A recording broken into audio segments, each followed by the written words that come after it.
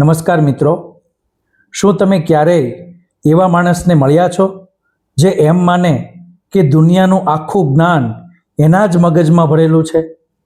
આ વાર્તા છે એક એવા જ મહાજ્ઞાની પુરુષની જે પોતાના નગરમાં સૌથી બુદ્ધિશાળી ગણાતો હતો.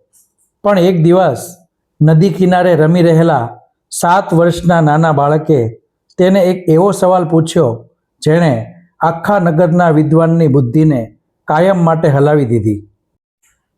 એવું તો શું બન્યું એ સાંજે? સુવર્ણપુર નામના એક મોટા અને સમૃદ્ધ નગરમાં પંડિત સદાનંદ નામના એક ખૂબ જ ભણેલા ગણેલા વિદ્વાન રહેતા હતા.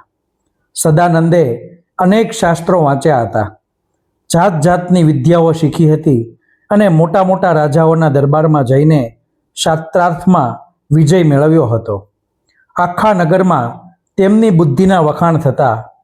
લોકો પોતાની અઘરી સમસ્યાઓ લઈને તેમની પાસે આવતા અને સદાનંદ ચપટી વગાડતા જ તેનો ઉકેલ લાવી દેતા. પણ આ બધા વખાણને કારણે સદાનંદના મનમાં એક ભારે અહંકાર ઘર કરી ગયો હતો. તેઓ માનતા હતા કે આ દુનિયામાં તેમનાથી મોટો બુદ્ધિશાળી કોઈ છે જ નહીં.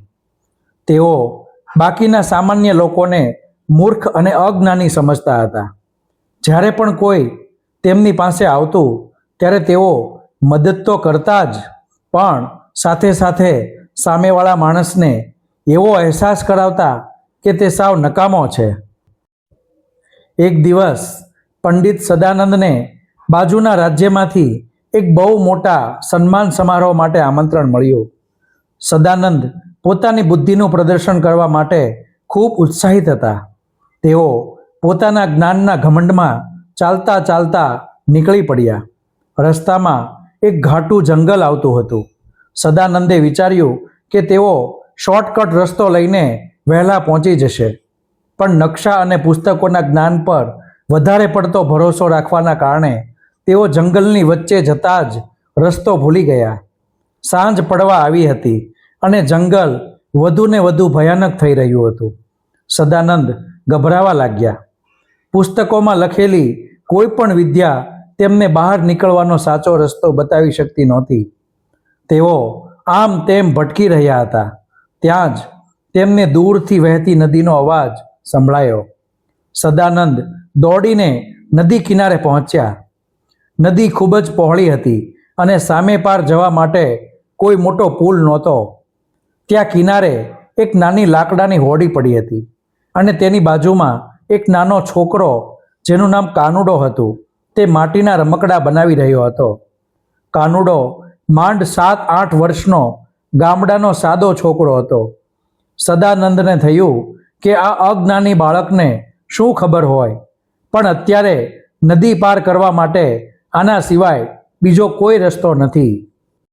સદાનંદે રૂઆબદાર અવાજમાં પૂછ્યું, "એ છોકરા, તું મને આ હોડીમાં બેસાડીને નદીની સામે પાર મૂકી જઈશ?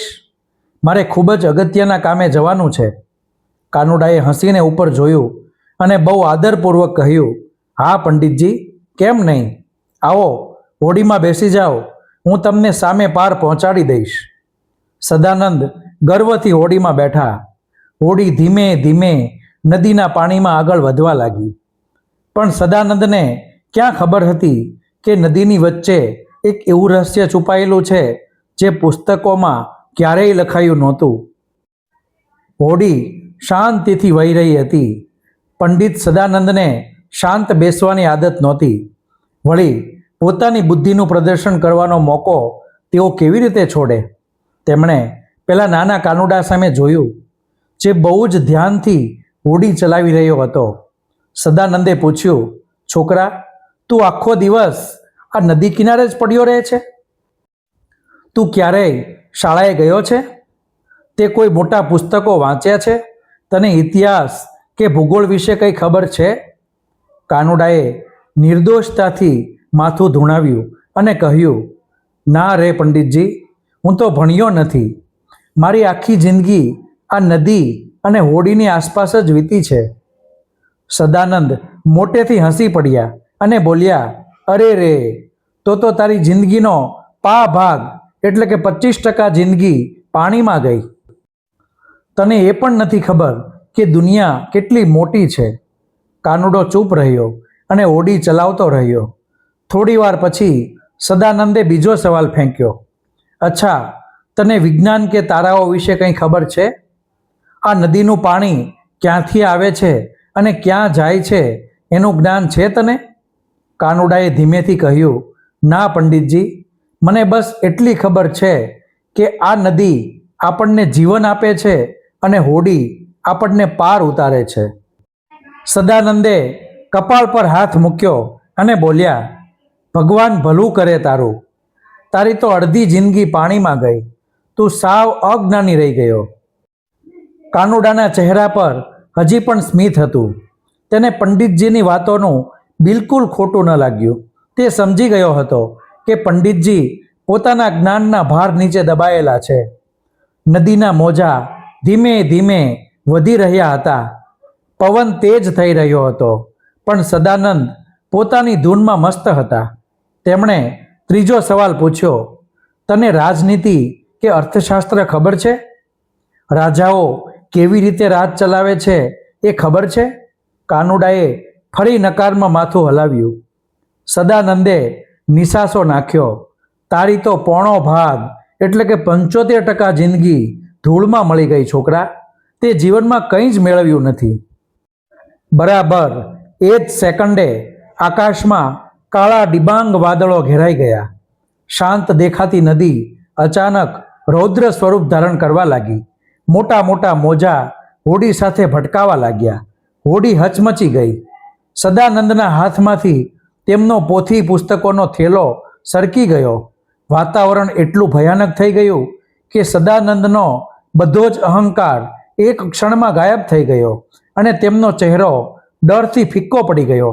હવે સવાલ પૂછવાનો વારો કાનુડાનો હતો, અને એવો સવાલ હતો જેનો જવાબ સદાનંદ પાસે નહોતો. વાદળ ગરજવા લાગ્યા અને ધોધમાર વરસાદ શરૂ થઈ ગયો. નદીમાં પૂર જેવી સ્થિતિ સર્જાઈ ગઈ. પાણીના જોરદાર પ્રવાહને કારણે હોડી કાબુ બહાર થવા લાગી. એક મોટું મોજું હોડી સાથે અથડાયું અને હોડીની એક બાજુમાં તિરાડ પડી ગઈ, જેમાંથી પાણી અંદર આવવા લાગ્યું.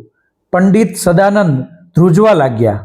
તેઓ પોતાના કિંમતી વસ્ત્રો અને જ્ઞાનને ભૂલીને જીવ બચાવવા માટે હોડીના લાકડાને પકડી રહ્યા. કાનુડાએ ખૂબ જ શાંતિથી પરિસ્થિતિને જોઈ. તેના ચહેરા પર ડરનો એક ભાવ પણ નહોતો. તેણે પંડિત સદાનંદ તરફ જોયું અને બહુ જ નમ્રતાથી પૂછ્યું, પંડિતજી, તમે મને થોડીવાર પહેલાં ઘણું બધું પૂછ્યું. હવે હું તમને એક નાનો સવાલ પૂછું. આ નદી બહુ તોફાની થઈ ગઈ છે અને હોડી ગમે ત્યારે ડૂબી શકે તેમ છે. શું તમને તરતા આવડે છે? આ સવાલ સાંભળતા જ સદાનંદના પગ નીચેથી જમીન સરકી ગઈ. તેમણે ધ્રુજતા અવાજે કહ્યું, ના ના, મને બધું જ આવડે છે, પણ મને તરતા નથી આવડતું. મેં પુસ્તકોમાં તરવાના નિયમો વાંચ્યા છે, પણ ક્યારેય પાણીમાં ઉતરીને તરવાનો પ્રયત્ન નથી કર્યો. ભલા થઈને મને બચાવી લે.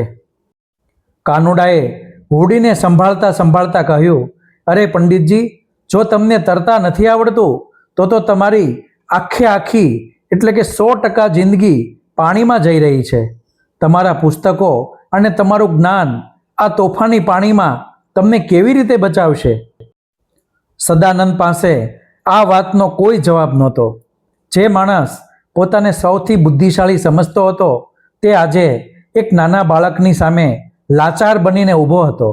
હોડીમાં પાણી સતત વધી રહ્યું હતું અને કિનારો હજી પણ ઘણો દૂર હતો. સદાનંદને સમજાયું કે જ્ઞાન માત્ર મગજમાં ભરવા માટે નથી હોતું, પણ જીવનની વાસ્તવિક મુશ્કેલીઓમાં કામ આવવું જોઈએ. પણ શું કાનુડો આ અહંકારી પંડિતને બચાવશે કે પછી સદાનંદનો અહંકાર આ નદીમાં ડૂબી જશે? હોડી આખી પાણીથી ભરાઈ ગઈ અને આખરે પલટી ખાઈ ગઈ. પંડિત સદાનંદ બચાવો બચાવોની બૂમો પાડતા નદીના ઠંડા અને તોફાની પાણીમાં ડૂબકા ખાવા લાગ્યા. પાણીનો પ્રવાહ તેમને અંદર ખેંચી રહ્યો હતો. તેમનો બધો જ ઘમંડ, તેમની ડિગ્રીઓ અને તેમનું માન સન્માન પાણીની સપાટી પર વહી ગયું. તેઓ મરણની અણી પર હતા. બરાબર એ જ સમયે કાનુડો એક માછલીની જેમ સરતો આવ્યો. તે પાણીમાં ખૂબ જ કુશળ હતો. તેણે સદાનંદનો હાથ પકડ્યો અને તેમને પાણીની ઉપર લાવ્યો.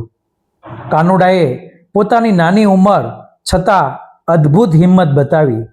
તેણે સદાનંદને પીઠ પાછળ ટેકો આપ્યો અને એક હાથથી નદીના મોજાને કાપતો કાપતો ધીમે ધીમે કિનારા તરફ આગળ વધવા લાગ્યો. સદાનંદ તદ્દન શાંત થઈ ગયા હતા. તેઓ માત્ર કાનુડાની હિંમત અને તેની કુશળતાને જોઈ રહ્યા હતા. લાંબી મહેનત પછી કાનુડો પંડિતજીને નદીના કિનારે સલામત લાવવામાં સફળ રહ્યો. કિનારે પહોંચતા જ સદાનંદ જમીન પર હાંફતા હાંફતા બેસી પડ્યા. કાનુડો પણ થાકી ગયો હતો, છતાં તેના ચહેરા પર એ જ મીઠું સ્મિત હતું. સદાનંદે કાનુડા તરફ જોયું. આજે તેમની આંખોમાં અહંકાર નહોતો, પણ પશ્ચાતાપના આંસુ હતા. તેઓ એક નાના બાળકના પગમાં પડી ગયા. કાનુડાએ તરત જ પંડિતજીને ઊભા કર્યા અને કહ્યું, અરે પંડિતજી, તમે તો મોટા વિદ્વાન છો, મારા પગે ન પડો. સદાનંદે રડતા અવાજે કહ્યું, ના બેટા, આજે તે મારો જીવ જ નથી બચાવ્યો, પણ મારી આખી જિંદગી સુધારી દીધી છે. મને સમજાયું કે પુસ્તકીય જ્ઞાન જ બધું નથી હોતું, અનુભવ અને વ્યવહારિક જ્ઞાન જ સાચું જ્ઞાન છે. મેં તને અજ્ઞાની કહ્યો, પણ અસલી અજ્ઞાની તો હું હતો. તે દિવસ પછી પંડિત સદાનંદનો અહંકાર કાયમ માટે ઓગળી ગયો. તેઓ નગરમાં પાછા ફર્યા, પણ હવે તેઓ એક નમ્ર અને પ્રેમાળ માણસ બની ગયા હતા, જે દરેક નાના મોટા માણસને આદર આપતા હતા. મિત્રો, માત્ર પુસ્તકો વાંચી લેવાથી કે ડિગ્રીઓ મેળવવાથી કોઈ માણસ સાચો બુદ્ધિશાળી નથી બનતો. જીવનમાં સાચું જ્ઞાન એ છે જે મુશ્કેલ સમયમાં કામ આવે અને વ્યવહારિક હોય. ક્યારેય પોતાના જ્ઞાન પર ઘમંડ ન કરવો જોઈએ, કારણ કે દુનિયામાં દરેક નાના માણસ પાસે પણ કંઈક એવું શીખવા જેવું હોય છે જે મોટા મોટા વિદ્વાનો પાસે નથી હોતું. મિત્રો, આવી જ હૃદયસ્પર્શી અને પ્રેરણાદાયક વાર્તાઓ નિયમિત સાંભળવા માટે તમારી પોતાની ચેનલ બોધકથા ભંડારને સબસ્ક્રાઈબ કરો અને બેલ આઇકન દબાવવાનું ભૂલતા નહીં. મળીએ આવતીકાલે એક નવી બોધકથા સાથે. ત્યાં સુધી સ્વસ્થ રહો અને સત્કર્મ કરતા રહો. ધન્યવાદ.